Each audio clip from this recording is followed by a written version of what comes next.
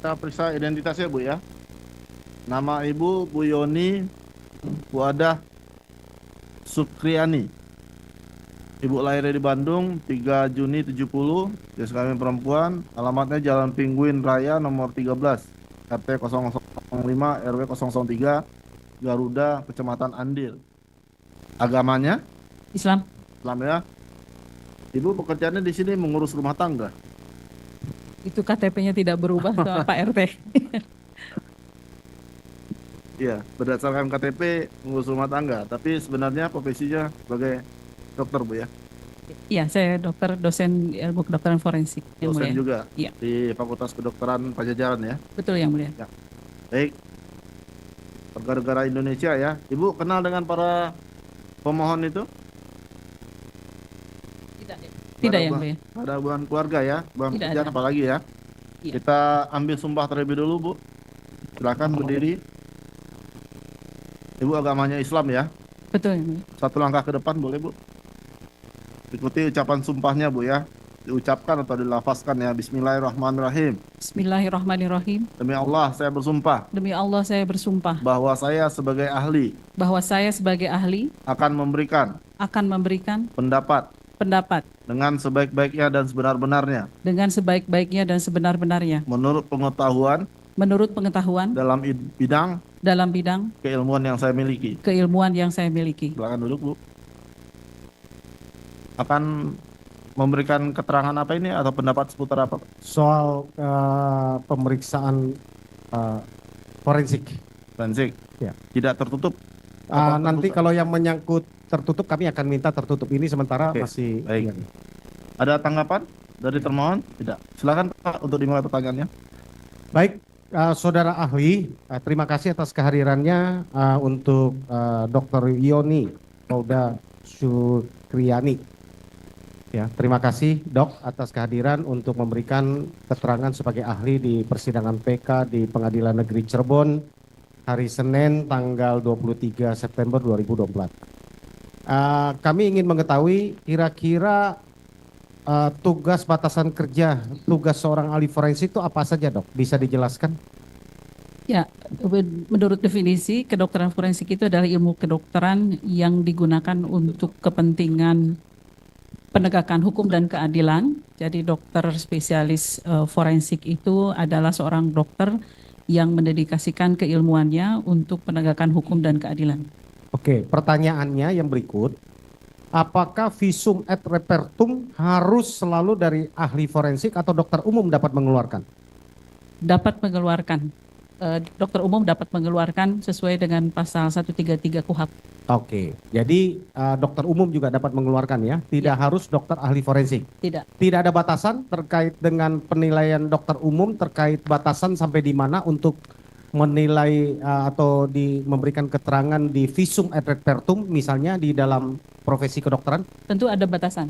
Ya, Ada. bisa dijelaskan batasannya? Dokter umum mana, dokter forensik harus lewat dokter forensik yang mana? Ya.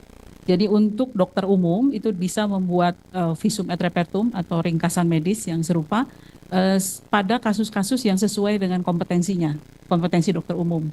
Sedangkan untuk kompetensi spesialis yang lain, maka harus spesialis tersebut yang melakukan pembuatan visum et repertum. Sedangkan untuk kedokteran forensik, secara umum dibagi dua kasus, yaitu forensik patologi menyangkut jenazah dan juga forensik klinik menyangkut orang hidup yang tidak bisa dilakukan oleh dokter-dokter yang lain. Oke, pertanyaan berikutnya. Kalau biasanya dalam peristiwa kematian yang diakibatkan oleh karena kecelakaan, itu biasanya harus dokter forensik atau dokter umum?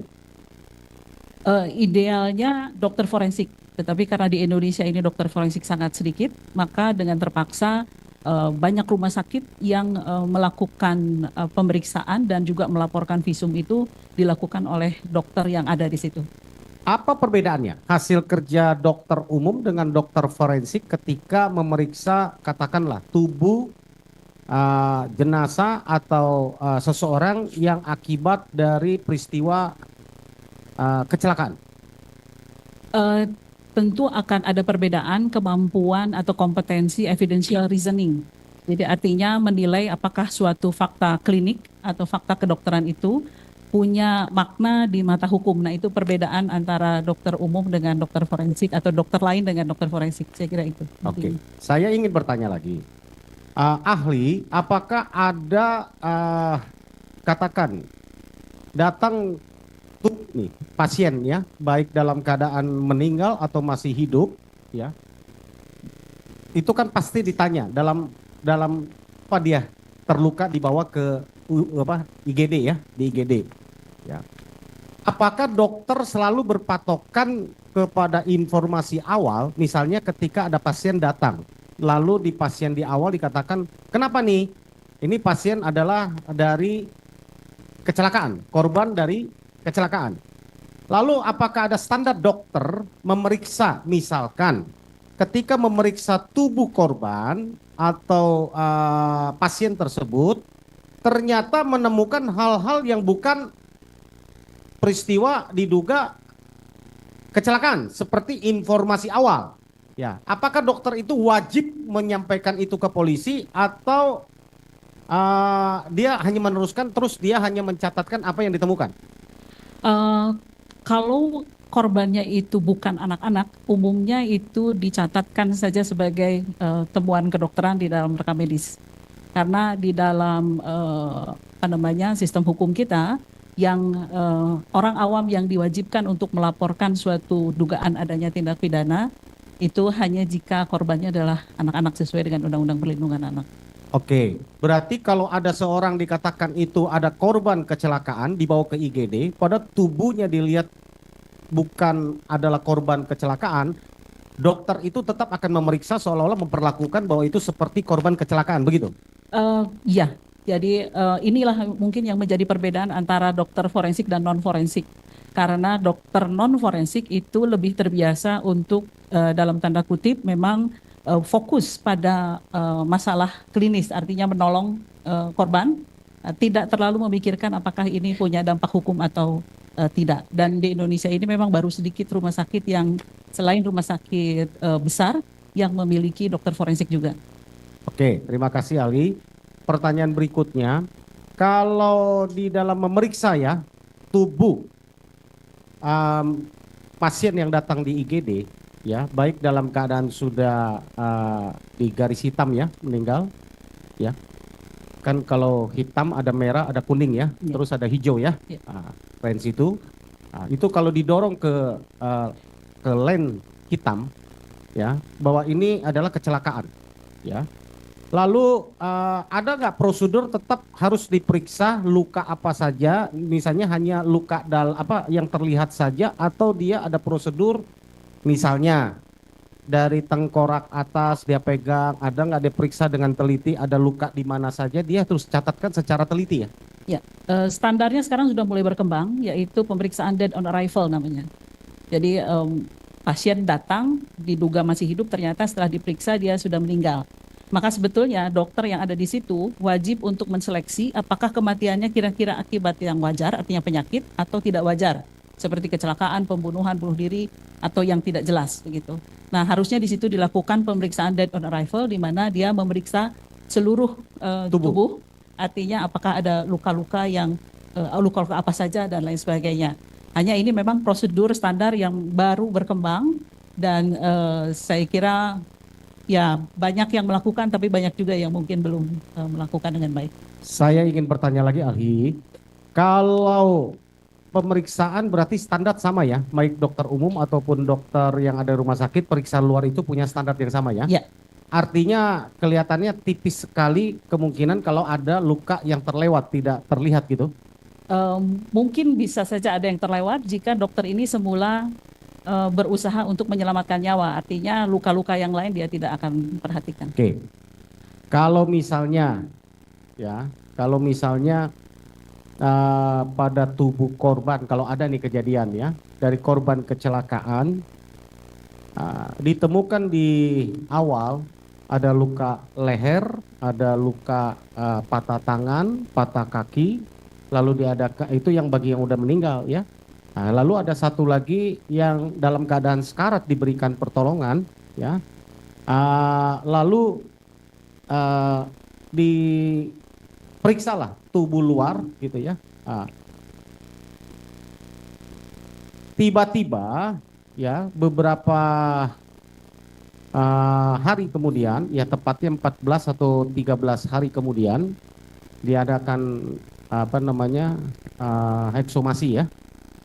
Kemudian penggalian mayat ya, lalu ditemukan ada luka yang tidak ketemu ya di tengkorak atas depan ya, atau tengkorak atas depan. Kira-kira luka tengkorak itu bisa sampai tidak terlihat, padahal luka tengkorak bawah bisa terlihat. Kira-kira bisa terjadi? Kemungkinannya adalah terlihat, tetapi karena terlalu parah maka dia juga harus hati-hati untuk melakukan tindakan, apakah itu pemeriksaan ronsen atau pemeriksaan lain atau pengobatan. Atau kedua memang tidak melihat itu. Tidak ada. Pertanyaan saya berikutnya, dokter ahli, kalau sampai tengkorak dalam itu bisa pecah, ya retak, mungkin tidak di kulit luarnya sama sekali tidak luka? Mungkin, Bisa jadi. bisa jadi, Sampai tengkorak dalamnya pecah, bisa jadi, bisa jadi. bisa jadi. Itu akibat apa biasanya? Misalnya pada patah tulang dasar tengkorak, itu tulang dasar tengkorak itu adalah tulang tengkorak yang ada di tengah, tidak terlihat dari luar. Itu kalau patah tandanya justru bisa saja di luar tidak terlihat apa-apa, tetapi salah satu tanda yang sering terjadi justru adalah perdarahan di hidung, perdarahan telinga, dan mata agak gelap. Jadi tidak terlihat dari luar. Itu akibat apa? Itu kalau ada patah tulang dasar tengkorak. Ya, penyebab patah karena pukulan atau benturan atau apa? Menurut Harus benturan yang sangat kuat ya, karena kalau dipukul nggak mungkin. dipukul pakai apa? Pakai tangan kosong? Tidak mungkin. Kalau tangan kosong pukul tidak mungkin ya. Tidak. Kalau pakai bambu, Bambunya sebesar apa? Apakah kosong atau isi? misalnya kalau pakai bambu biasanya saya kejeduk aja benjol, dok. Ya. Ya, apalagi kalau dipukul sampai tulang tengkorak Ya. ini retak, apa mungkin? Kalau bambunya seperti yang saya bayangkan, bambu di mana dia kosong di dalamnya, kemudian diameternya kurang lebih 5-10 cm begitu, saya kira tidak. Mungkin ada kerusakan justru pada jaringan lunaknya ya, kulit misalnya begitu Ya, ya, itu maksud daripada di dalam. Karena untuk mematahkan tulang dasar tengkorak itu perlu power yang sangat besar ya. Seberapa kuat sebenarnya untuk memecahkan tengkorak atas itu? Kalau saya itu baru menemukan di literatur, kalau misalnya kecelakaan lalu lintas, kecepatan 35 km per jam, itu sudah bisa menyebabkan dia kemudian kecelakaan dan jatuh terlempar misalnya, maka tulang dasar tengkorak itu sudah bisa patah. Tetapi lebih jarang, yang lebih sering adalah 45 km per jam ke atas. Oh, jadi kalau akibat kecelakaan karena benturannya sekaligus, apalagi masih terlindung dengan helm, ya mungkin karena benturan di dalam dengan helm, sehingga tidak ada luka luar, tapi dalam keadaan retak bisa jadi itu ya. Ini juga miskonsepsi tentang helm sebetulnya, karena helm itu hanya melindungi sekitar 40% dari kemungkinan head injury. Dan helm yang beratnya lebih dari 1,5 kilogram, justru itu akan bisa memungkinkan injury atau patah tulang yang lebih besar. Kemudian kalau dari data menunjukkan bahwa 70% korban dengan tulang dasar tengkorak yang patah itu pada pengendara motor justru yang mengenakan helm full face. Mungkin bisa ditunjukkan gambar helm, Pak. Coba, Dok, bisa Pak. Majelis, mohon izin kita dengan kerusakan, ya tolong. Ari dari termohon, kalau mau lihat. Oh, tidak. Dijelaskan Pak Yan, rusak helmnya bagian depan apa aja supaya dokter bisa menilai.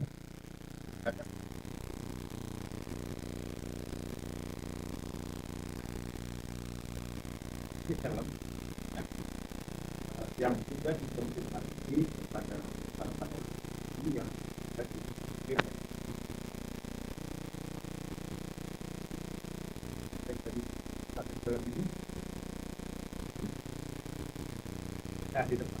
Pakai mic-nya, ahli. Pakai Ya. mic. Berarti kalau melihat foto ini kerusakannya itu dari atau traumanya dari depan dan memang fraktur atau patah tulang dasar tengkorak itu paling sering kalau dari depan itu jika arahnya sekira-kira pipi maka itu menyebabkan patah tulang dasar tengkorak. Ini saksi kami menceritakan bahwa pada saat pertama kali ditemukan jenazah dalam keadaan telungkup. Ya. Ya. Jadi itu dari penjelasan saksi-saksi yang sudah kami dengarkan di muka persidangan. Jadi menurut mereka bahwa si korban laki-laki ini jatuh itu tertelungkup itu bagian wajahnya yang terjatuh Ya. dan ada seorang saksi mata yang melihat bahwa korban ini membentur tiang PJU. Ya. Nah itu keterangan saksi yang pernah diungkap di muka persidangan ini, ahli. Pertanyaannya? Kalau tadi kan ahli bilang mungkin traumanya trauma depan. Ya. Nah trauma depan ini terjadi pada saat dia membentur ke aspal ini. Nah apakah dengan membentur ke aspal ini kerusakannya seperti ini? Tergantung dia, misalnya kalau dia terlempar dengan jarak yang kecepatan cukup tinggi, misalnya dari motornya kemudian terhalang sesuatu, kemudian tubuhnya terlempar, maka ketika benturan terhadap aspal ini cukup keras, maka memungkinkan seperti ini. Memungkinkan ya? Mungkin. Oke, Ya. terima kasih, ahli. Bambunya mana bambu? Ya, bambu runcing. Mana bambu runcing? Ya kita samakan persepsi ibu dengan barang bukti kan atau Nah ini. Ya. persepsi ibu kan kosong tadi. Ya. Ternyata ada isinya. Nah ini barang bukti. Nah ini bambu ini Jelas. panjangnya sekitar 70 cm berdasarkan berita acara penyitaan. Ya. Ya, Diameter. diameternya 10 cm ya. 5 cm ya. Saya memperkirakan tidak cukup kuat untuk menyebabkan patah tulang tengkorak, apalagi yang saya maksud tadi dasar tulang tengkorak. Jadi seandainya dia dipukulkan, lebih mungkin menyebabkan memar atau bahkan robek di kulit kepala.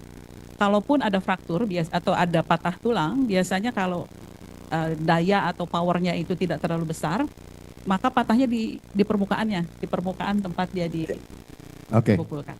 Satu saksi mata yang sudah diperiksa di muka persidangan bahwa bagian kepalanya itu membentur tiang PJU.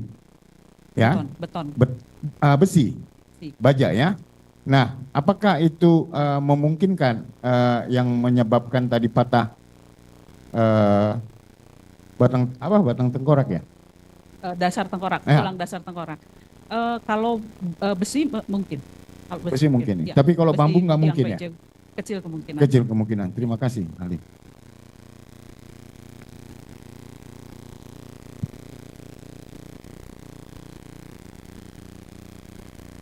Ali, saya lanjutkan lagi, mohon izin yang mulia. Jadi untuk sampai retak berarti memerlukan tekanan power yang sangat keras ya. Lewat benda luar kalau sengaja dipukul, selain kepala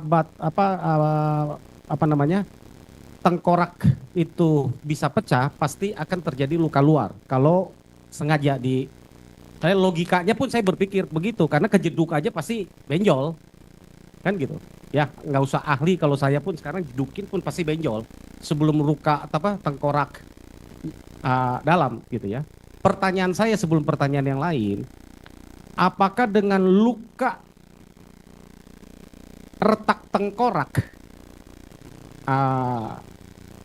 dasar tengkorak ya, atas dan bawah, orang masih bisa hidup? Tidak mati sekaligus gitu, tidak meninggal ya sekaligus, masih bisa? Tulang dasar tengkorak itu ada di tengah Pak, nggak kelihatan. Jadi ini tulang atap tengkorak, ini tulang tengkorak bagian belakang, dasar tengkorak itu di tengah di dalam, nggak akan kelihatan. Nah, patahnya tulang dasar tengkorak memang membutuhkan power yang sangat besar dan memungkinkan jika patahnya itu tidak terlalu luas dan tidak mengakibatkan kerusakan otak yang signifikan, itu masih bisa ada beberapa waktu itu hidup. Masih bisa ya? Masih bisa. Berapa lama biasanya bisa bertahan hidup? Saya tidak bisa menentukan karena sangat tergantung pada kerusakan otak yang disebabkannya. Hitungan hari atau jam? Oh, bisa Biasanya- jam, bisa hari. Bisa Kalau jam, bisa misalnya dia cepat-cepat dirawat di rumah sakit, kemudian ini dan tidak terlalu kerusakan jaringan lunak otaknya tidak terlalu parah, bisa beberapa hari. Gitu. Saya yang sangat penting agak teknis saya tanya kepada ahli. Kalau orang terjadi benturan yang keras terhadap kepala, ya, lalu ada luka di mata tulang leher katakan, ya, ada karena ada luka tengkorak di bawah kepala belakang kan, Iya. ya, ada kemungkinan patah leher. Biasanya ciri-ciri orang patah leher bagaimana? Ciri-ciri patah Dia leher. masih hidup ya, masih hidup. Kalau masih hidup tentu ada tandanya di situ apakah memar, kemudian ada gangguan saraf biasanya.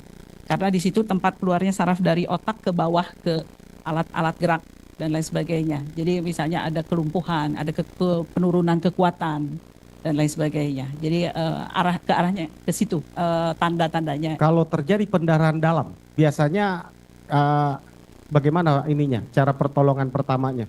Apakah lehernya diitukan, apa tetap pakai bantal ataukah disangga di ke belakang? Biasanya trauma leher untuk mencegah trauma yang lebih besar dan gangguan terhadap saraf, memang selalu harus difiksasi ini lehernya. Bukan, terjadi pendarahan, mengganggu saluran pernapasan. Ngorok, Perdarahan. orang bilang ngorok. Oh, perdarahannya di mana maksudnya? Di dalam. Di dalam saluran nafas? Iya. Kalau di- Biasanya apa? Kalau terjadi ngorok itu seseorang misalnya ada luka di leher nih, ya. terdengar seperti orang tidur ngorok, Oke. ya. Itu biasanya apa penyebabnya? Ya, jadi ngorok itu ada dua macam. Ya. Ngorok itu bisa ada sumbatan di saluran nafasnya, artinya ada misalnya ada darah, ada cairan yang masuk ke dalam dari hidung, mulut sampai ke saluran nafas ke paru-paru. Ya, Itu juga ngorok bisa. ya betul. Kalau ngorok tidak sadar, itu biasanya karena gangguan otak terutama pada bagian otak kecil, otak belakang ya yang mengatur pernafasan.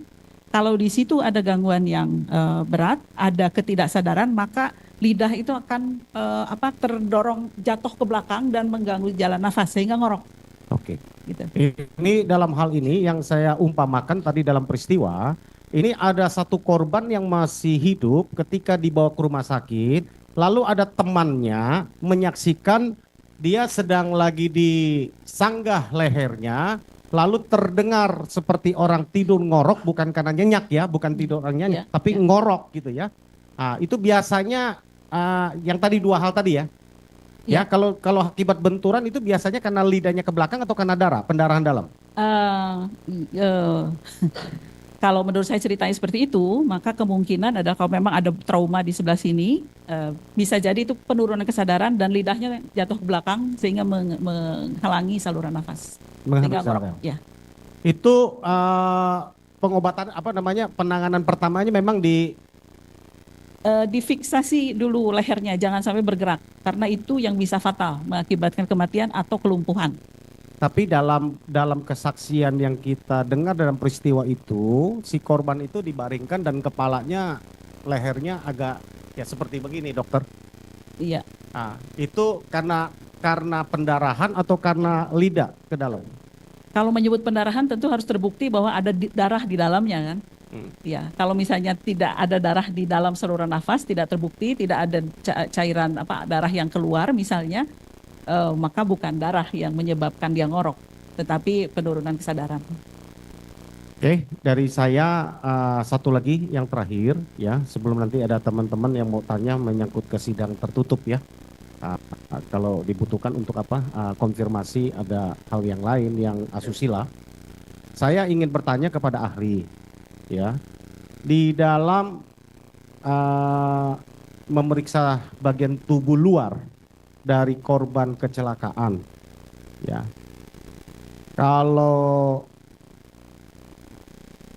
Atau pertanyaannya saya balik. kalau tidak diketahui dulu ketika datang itu tidak tahu dulu apa penyebabnya, kan seringkali orang mendorong ke rumah sakit itu tidak memberitahukan apa penyebabnya. Tahu-tahu luka, kadang-kadang luka hasil berantem atau hasil ditusuk orang, bilangnya jatuh dari pohon, jatuh dari mana gitu kan. Banyak orang nggak mau ribet kan dalam praktek sehari-hari yang saya temui gitu ya, di rumah sakit seringkali orang begitu ya. Kalau ditemukan ada hal yang aneh, wajib nggak dokter untuk memberitahukan? Tadi kan dicatatkan, tadi saya udah Ya, paham ya, ya. di dalam laporan apa namanya visumnya dicatatkan di situ. Ini kalau tidak diminta visum atau dia itu, wajib nggak untuk memberitahukan itu ke polisi misalnya? Sebetulnya kalau bertanya pendapat saya maka itu wajib. Tetapi yang saya pahami beberapa rumah sakit, terutama rumah sakit yang masih kecil misalnya, belum punya standar untuk bisa melapor langsung ke kepolisian.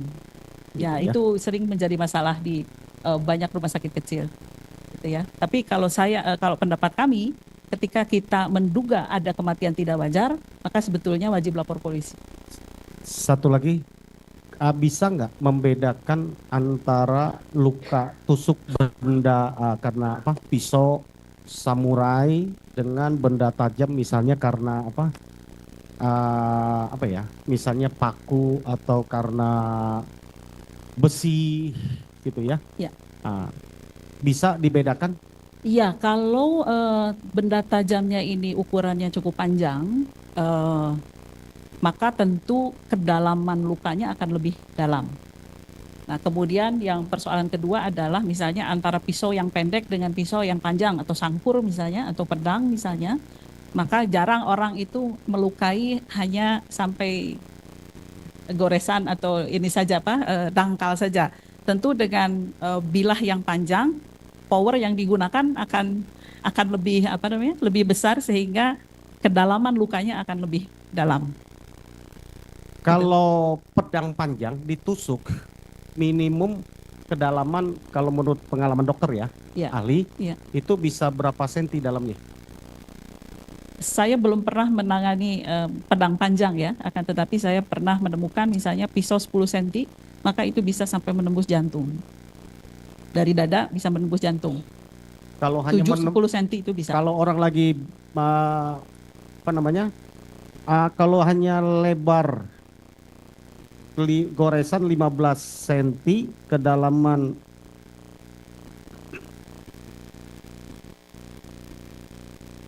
oh enggak ada, bukan. Ya.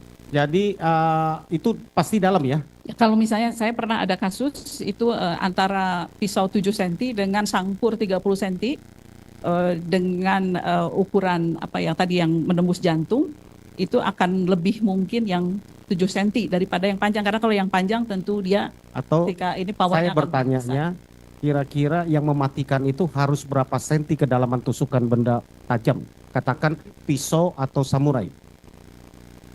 Tergantung yang ditusuknya yang mana. Oh, jadi Iya. tidak semua tempat ya? Tidak semua. Oke, makasih. Saya lanjutkan. Saya membaca visum yang ada di dalam berkas.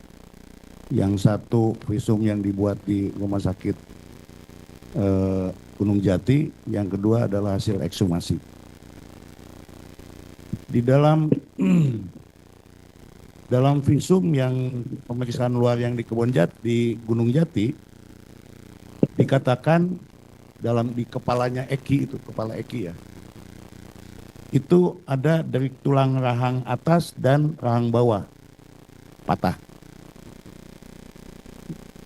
kiri dan kanan patah. Kemudian gigi juga patah. Nah, bahkan di dalam putusan pengadilan negeri ini diakibatkan oleh dipukul dengan tangan kosong mengenai pipi sebelah kiri sebanyak 1 kali oleh Jaya. Kemudian dipukul dengan menggunakan kayu mengenai bagian rahang belakang sebelah kanan oleh Denny. Kemudian pengakuan Rudiana bahwa gigi depannya habis semuanya. pertanyaan saya pada Prof. Ahli, analisa ahli bagaimana mengenai hal ini? Mohon maaf, mana yang dipertanyakan ya, saya kurang memahami. Ya, jadi gini. pertanyaannya. Di dalam di dalam putusan pengadilan negeri itu disebut dipukul nih tangannya nih, pipi. Kemudian juga dipukul dengan menggunakan kayu dadanya. Rahang belakang sebelah kanan oleh Deni. Jadi rahang kanan sebelah belakang inilah kira-kira ya oleh Deni. Ini hasil pemeriksaan luar dan saya hubungkan dengan hasil ekshumasi. Gitu. Nah, dari kedua keterangan visum ini, tentu ahli bisa menganalisa tentang hal ini. Nah, mungkinkah ini dilakukan oleh satu orang? Sampai patah rahang belakang, kemudian giginya juga habis. Menurut keterangan Rudiana, Iya, kalau tangan kosong itu kecil kemungkinan untuk menyebabkan patah tulang rahang. Tapi yang lebih mungkin itu dislokasi atau engselnya lepas. Itu kalau tangan kosong ya. Saya tidak melihat kemungkinan besar untuk patahnya tulang rahang dengan tangan kosong. kalau dipukul dengan kayu, Kalau dipukul dengan kayu, kalau dipukulnya sampai sangat keras, rahangnya lepas kan? kalau dipukul dengan kayu dan cukup keras, tergantung kayunya sebesar apa, masih mungkin. Ya itu kayunya. Yang tadi Yang itu, tadi itu. ya masih mungkin lah, masih mungkin, Mungkin ya. mungkin. Kemudian mengenai gigi gimana? Gigi, mohon maaf Apakah pertanyaannya. hasil analisa ahli dalam melihat ekshumasi dan pemeriksaan luar itu gigi itu masih ada nggak? Ya, kalau dari saya memang, Nah menurut Rudiana nggak, giginya habis semua ya, katanya. saya membaca visumnya, Hmm. itu giginya masih ada 31, Masih ada. masih ada 31 buah. Artinya kalau orang dewasa itu memang giginya 28 sampai 32 umur belasan begitu, 28 sampai 32. Nah, kalau dokternya masih bisa menghitung ada 31, berarti giginya masih ada, Masih ada. Hanya patah aja rahangnya gitu. hanya patah rahangnya. Ya. Masih ada nggak patah berarti. Giginya ada berarti nggak patah kan? Ada. Saya tidak tahu ada patah atau tidak. Saya tidak melihat ada informasi patah atau tidak. Oke. Tadi saya mempertajam rekan saya tadi mengenai soal dada kanan. Ini Eki ya, dada kanan 15 cm dari tengah, 19 cm dari bahu, 2 lecet 2 kali 0,5 cm dan seterusnya. Kemudian menurut ekshumasi kulit dada kiri 20 cm di bawah bahu, menyilang resapan darah 18 kali 19 meter.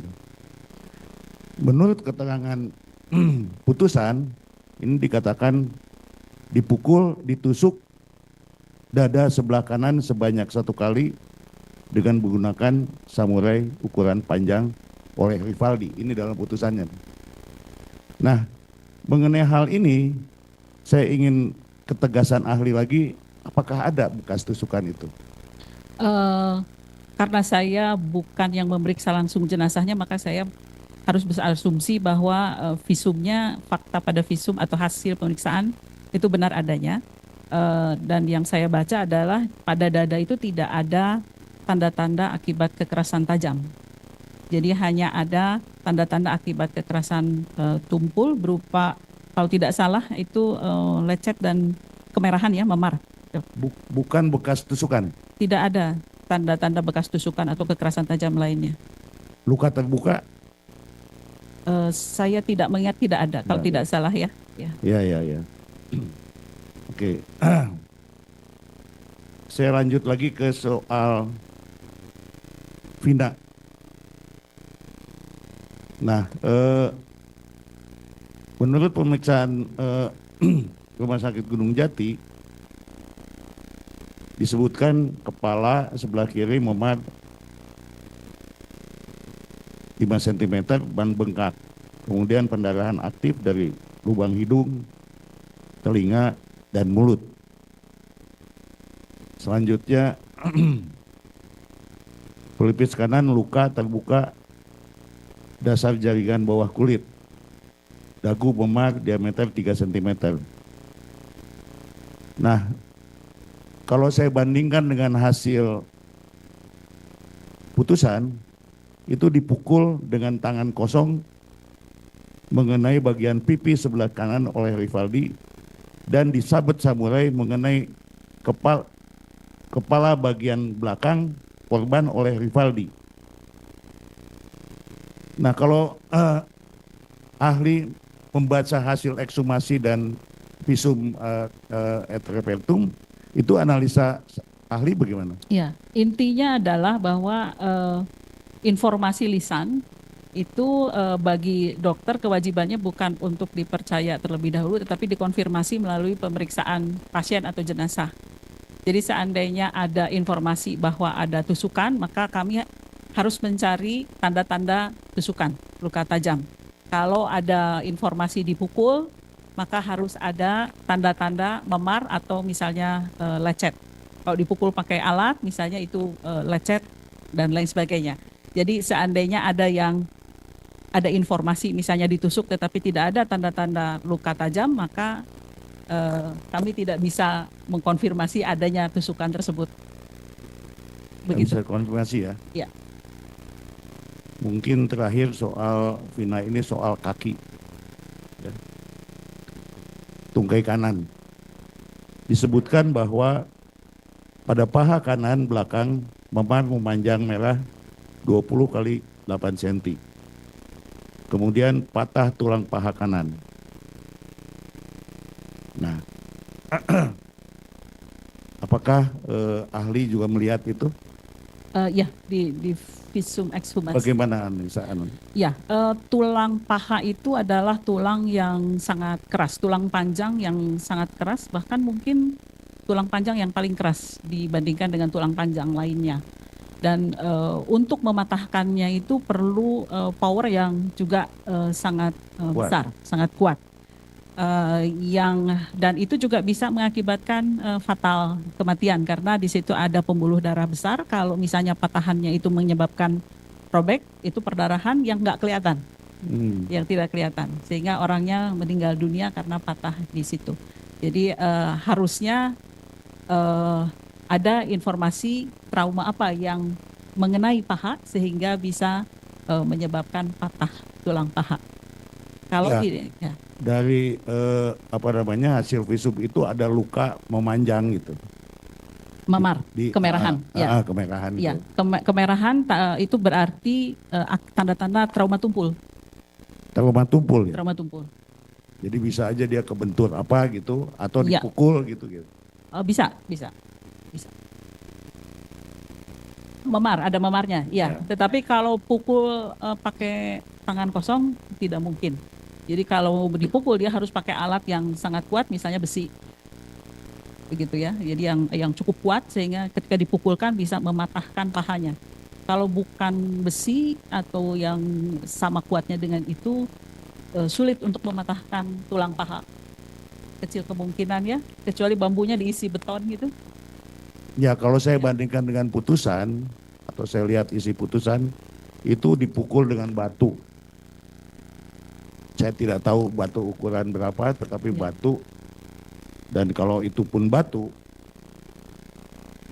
bagaimana pandangan ahli batu itu mesti sebesar apa dan sampai bisa patah gitu? Batu, jika memang ada batu yang sangat berat, kemudian dipukulkan, tentu tidak dalam keadaan berdiri tetapi dalam keadaan tidur tidak bergerak. Itu satu. Yang kedua, batunya harus sangat berat, dipukulkan dengan daya yang sangat kuat. Kalau batunya itu tidak memiliki bagian-bagian yang tajam, maka akibatnya hanya memar.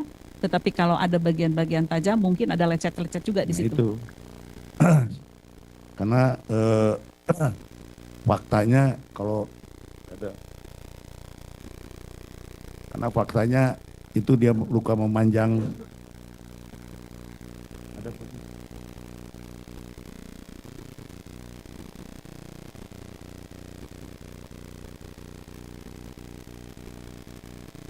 saya juga sangkan begini ahli, kami sangat kesulitan mencari bukti-bukti yang forensik ini gitu. Karena pihak rumah sakit juga saya lihat nggak terbuka dan lempar sana lempar sini, jadi kesulitan kami untuk menentukan ini luka tuh kenapa gitu. Kan kelihatan ada luka memanjang. Pertanyaan saya itu luka tuh kenapa gitu.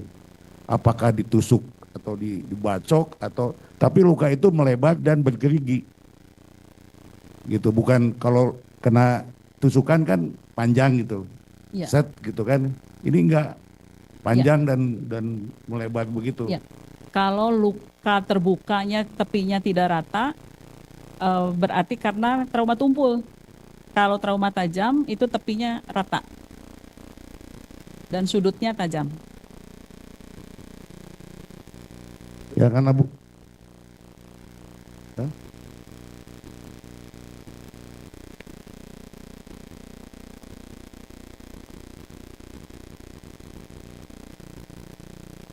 Di surat ini ya? Yang kondisi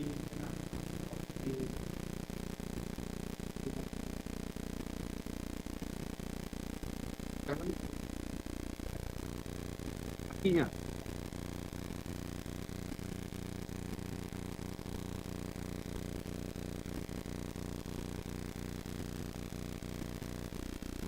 Nanti kami print juga bisa. Ada di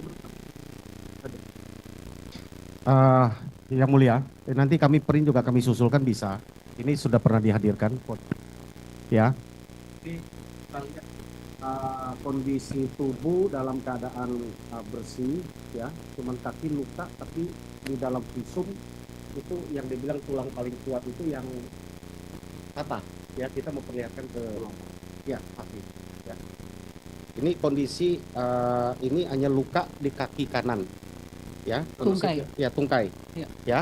Yang dikatakan menurut hasil visum itu patah tulang Kaki itu yang dokter tadi sampaikan yang paling kuat tadi. Iya. Ya, kalau lihat luka begini, ini barang bukti batu yang dihadirkan. Dengan batu sebesar ini, mungkin nggak dengan luka yang begitu akibat batu patah tulang kakinya?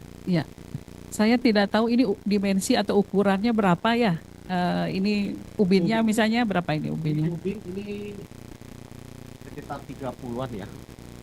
Seandainya ubinnya itu 30 cm, maka diameter batunya itu kurang lebih 25 cm. Tergantung batunya jenis batu apa, gitu ya. Kalau batu yang, kan ada batu yang spongy kan ya, dia ringan, ada batu yang sangat berat. Nah, kalau misalnya batu yang sangat berat, kalau mematahkan tulang tungkai yang di bawah itu masih mungkin, tulang kering misalnya. Nah, tapi kalau tulang paha itu agak sulit, dia harus. Kalau dengan batu mematahkan tulang paha, itu pasti ada terjadi pendarahan hebat. Ada, pasti bukan perdarahan hebat, tetapi ada kerusakan kulit. Cukup, Itu. yang mulia. Itu tidak ada kerusakan, itu hanya luka seperti yang sesuai visum.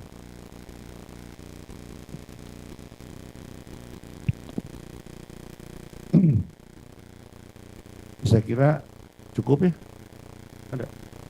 Oke, izin yang mulia. Selamat sore ahli. Pertama-tama saya tanyakan yang ringan-ringan saja dulu ahli. Kalau izin kita, skors. Terima kasih. Ahli tadi adalah ahli forensik yang intinya adalah membantu proses pidana, baik itu tahap penyidikan dalam rangka mengungkap tentang luka atau penyakit maupun dugaan kematian yang ditimbulkan. Yang ingin kami tanyakan, di dalam berkas perkara itu kan dalam visum maupun otopsi itu kan ada kata-kata di bawah sumpah. Pengertian di bawah sumpah ini menurut ahli apakah ini adalah independen dan sumpah itu apakah melekat kepada ahli atau ahli visum maupun otopsi? Iya, seluruh dokter, baik itu dokter forensik maupun bukan, itu sebetulnya bekerja di bawah sumpah karena dia begitu lulus itu harus sebelum lulus dia harus disumpah dulu sebelum bisa bekerja. Jadi kalau kelaziman di dalam visum itu diakhiri dengan di bawah sumpah atau misalnya menggunakan kalimat sesuai lembaran negara 350 tahun 37 misalnya yang tentang visum et repertum, itu hanya untuk penegasan saja bahwa apa yang disampaikannya adalah benar sesuai dengan yang dia temukan dan kesimpulannya sesuai dengan ilmu yang dia punyai. Selanjutnya, apakah benar memang di dalam visum itu memang menerangkan tentang luka, penyakit atau kematian yang diduga dilakukan oleh, dalam kesimpulan kadang-kadang ada trauma benda tumpul dan sajam. Apakah seperti itu? Ya, jadi bagian hasil pemeriksaan biasanya menuliskan fakta-fakta saja, misalnya hasil pengukuran, kemudian luka-luka yang ditemukan. Nah, di dalam bagian kesimpulan itu biasanya adalah interpretasi terhadap luka-luka tersebut disebabkan karena apa, kemudian mekanisme atau sekuen terjadinya luka-luka tersebut atau kematian. Jadi dari mulai trauma sampai terjadinya kematian. Tetapi tidak semua bisa sempurna seperti itu karena kalau ekshumasi atau penggalian itu kan seringkali sudah membusuk. Jadi kadang-kadang kita memang harus hati-hati untuk bisa menyimpulkan sebab kematiannya karena apa. Baik, kami ingin memohon pendapat ahli. Dan ketika orang itu katakanlah dilakukan pemukulan secara bersama-sama, secara beruntun dengan pukulan tangan, tapi melibatkan beberapa orang dan itu mengenai bagian kepala yang sangat sensitif. Apakah dengan keluarnya darah di hidung secara terus-menerus dan mulut itu bisa menimbulkan kematian terhadap korban? Iya, bisa saya jelaskan begini, bahwa perdarahan yang keluar dari hidung dan telinga dan juga kadang-kadang dari mulut itu bisa diakibatkan oleh trauma lokal, artinya di hidung, di telinga, dan di mulut. Tetapi kita harus juga curiga bahwa ada patah tulang dasar tengkorak di dalam. Nah, untuk memastikannya kalau orangnya masih hidup tentu harus di ronsen. Kalau di otopsi kita harus membuka itu, gitu ya. Jadi perdarahan di hidung, telinga, mulut itu bisa karena lokal, bisa juga karena dari dalam. Nah, untuk pengeroyokan itu saya memiliki pengalaman lebih banyak kematiannya itu disebabkan oleh multiple organ failure karena dia dipukul di banyak tempat ya, misalnya mengenai organ-organ di perut, kerusakan ginjal misalnya ya, patah di dada, kemudian ada kerusakan di paru-paru dan seterusnya. Pengalaman saya demikian. Kalau umumnya pengeroyokan dengan tangan kosong. Satu lagi terkait simpulan dugaan senjata tumpul tadi ya. Apakah di bagian kepala itu sangat riskan? Yang kedua, ketika luka itu tidak dalam, tusukan itu tidak dalam, tetapi kalau itu mengenai otot besar, tadi saya ingin penegasan, itu memang otot besar itu saluran darah yang bisa cepat mengakibatkan kematian. Kalau luka tusuk ke otot itu sebetulnya walaupun tidak dalam tetapi mengenai otot besar. Kalau otot tidak menyebabkan kematian. Jadi tusukan yang menyebabkan kematian adalah yang mengenai pembuluh darah besar. Maksud saya pembuluh, jika mengenai pembuluh. Jika mengenai pembuluh darah besar bisa mematikan karena perdarahan yang banyak. Baik. Cukup dari kami barangkali teman-teman. Terima kasih Yang Mulia. Ya, untuk ahli ini, para pemohon nggak ngerti ya, nggak tahu ya dengan pendapat ibu ini, ibu dokter ini. Ibu masih ada yang mau ditambahkan lagi selain yang ibu sampaikan tadi? Tentang sperma, apakah mau ditanyakan? Oh, tertutup berarti? Ya. Kalau mengenai hal itu tertutup? Ya. 5 menit boleh nggak? 5 menit aja cuma saya menanyakan. Ya tertutup Pak. Ya. Hah?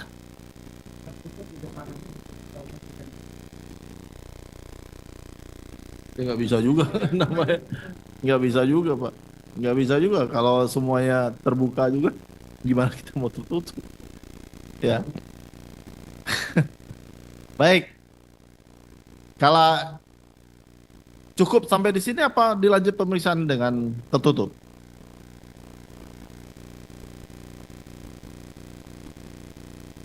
Kami serahkan pembuktiannya ke pemohon.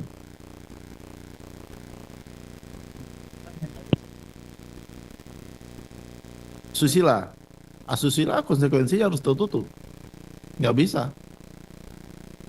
Kalau mau pengen ditanyakan ya kita harus tertutup untuk umum. Kalau masih ya baik.